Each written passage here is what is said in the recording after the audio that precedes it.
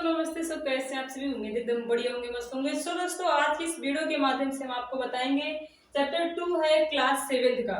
कुछ इसमें से कुछ पार्ट मैंने एक वीडियो और बना चुके हैं, उसमें बताया है। उसके बाद आज ये लास्ट है। एक चैप्टर को हमने दो दो पार्ट में बनाया है, ठीक है। पर्वत पहला हमने लिया है पर्वत एवं पहाड़ियों में अंतर। पर्वत एवं पहाड़ियों में अंतर हम जान लेंगे तब चाहे क्वेश्चन में पूछेगा पेपर में कि पर्वत किसे कहते हैं या पहाड़ी किसे कहते हैं। एक क्वेश्चन में दो दो आंसर आपको समझ में आ जाएगा, ठीक है। देखो पर्वत किसे कहते हैं, जैसे हम फिगर के माध्यम से समझेंगे। पर्वत इसे कहते हैं, देखो ये है हमारे पर्वत, ये हमारे पर्वत है और ये हमारी पहाड़ियां हैं। अब पर्वत और पहाड़ियों में अंतर क्या है अपने आप खुद ही समझ सकते हैं। पर्वत जो है होते हैं ये नुकीले होते हैं, लेकिन इनकी अपेक्षा में ये जो पहाड़ियां होती है नुकीली नहीं होती। और पर्वत जो है, पर्वतों की अपेक्षा पहाड़ियां कम ऊंची भी होती हैं।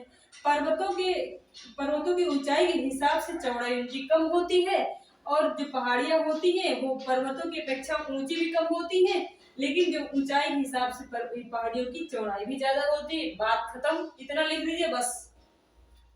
उसके बाद वलित या मोरदार पर्वत किसे कहते हैं। वलित या मोरदार पर्वत किसे कहते हैं, आप ऐसे लिख दीजिए कि धरातल में किसी अचानक हलचलों के कारण जब दो प्लेटें आपस में टकराती हैं तो उन प्लेटों में मोड़ पड़ जाते हैं, सिकुड़न पड़ जाती है।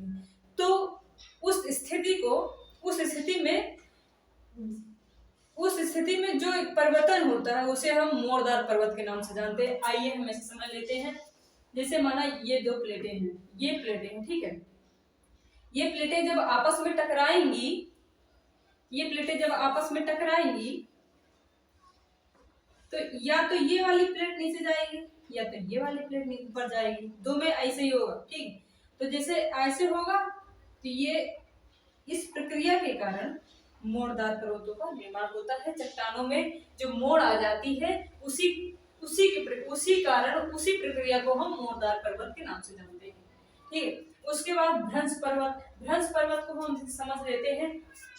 जैसे माना ये प्लेट है, ये प्लेट है, ठीक है। तो अच्छा, भ्रंश का मतलब ये होता है, भ्रंश का मतलब होता है टूटना या बट अलग हो जाना, ठीक है। तब ये जैसे ये प्लेट है। अब प्लेट में किसी हलचलों के कारण ये टूट जाती है, खिंचाव के कारण ये टूट जाती है, अलग हो जाती है।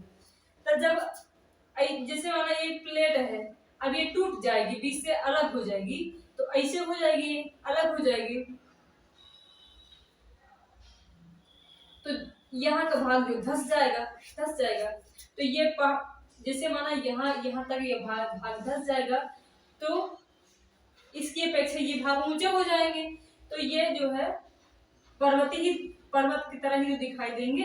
तो इस प्रकार जो है भ्रंश पर्वत का निर्माण होता है कि माना धरातलीय कारण प्लेटों में खिंचाव के कारण वो पर्वतें टूट जाती हैं, जिससे भ्रंश पर्वत का निर्माण होता है। उसके बाद हम जानेंगे ज्वालामुखी पर्वत के बारे में। ज्वालामुखी पर्वत का निर्माण कैसे होता है। ज्वालामुखी ऐसे निकलता रहता है, ये माना धरातल है, ज्वालामुखी ऐसे निकलता रहता है। धरातल के अंदर बहुत गर्मी हो जाती है, बहुत गैसें हो जाती हैं, तो ये किसी न किसी माध्यम से निकलने लगती है। ऐसे निकलते ऐसे धीरे होते जम जाता है। करते ये जो है पर्वत का निर्माण ऐसे हो जाता है। पर्वतानुमा जो है जम जाती है। इसी प्रकार धीरे धीरे करते ज्वालामुखी पर्वत का निर्माण हो जाता है, ठीक है। उसके बाद पठार और मैदान मैंने बताया। अब इसमें चाहे पठार किसे कहते हैं ये क्वेश्चन पूछ ले, या पठार और मैदान में अंतर क्या होता है ये पूछ सकता है, ठीक है। देखो पठार जो है, पठार पर्वतों की अपेक्षा, पहली बात तो जैसे माना ये पर्वत है, पर्वत जो है खड़े ढाल के होते हैं, लेकिन जो पठार होते हैं पठार खड़े ढाल के नहीं होते। उनकी अपेक्षा थोड़े कम ऊंचे होते हैं और ये चौड़े टाइप में होते हैं, और इनके ढाल जो है खड़े होते हैं लगभग। और जो हमारे ये पहाड़ी होती है, पहाड़ी ऐसी होती है, ठीक है। तो अब पहाड़ी पर्वत पर्वत, पठार और पहाड़ी। इन तीनों के चित्र आप देख सकते हैं।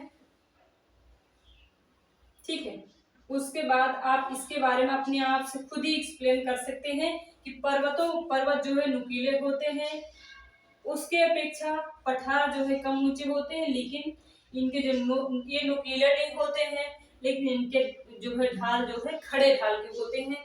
और पहाड़ियां जो होती हैं अपेक्षाकृत उनके ये पर्वत पठार के अपेक्षाकृत कम ऊंची होती हैं, और ये इनकी ढाल जो है मंद ढाल होती है, और ऊंचाई की अपेक्षा इनकी चौड़ाई ज्यादा होती है।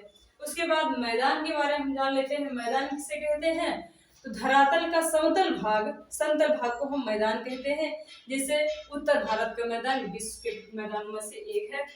सो मैंने समझाने का उम्मीद करते हैं कि जैसे मैंने 3 से 4 क्वेश्चन समझाने का प्रयास किया है और आपको समझ में आएगा। सो कमेंट में बताएं कि वीडियो कैसी लगी। Thank you, bless you.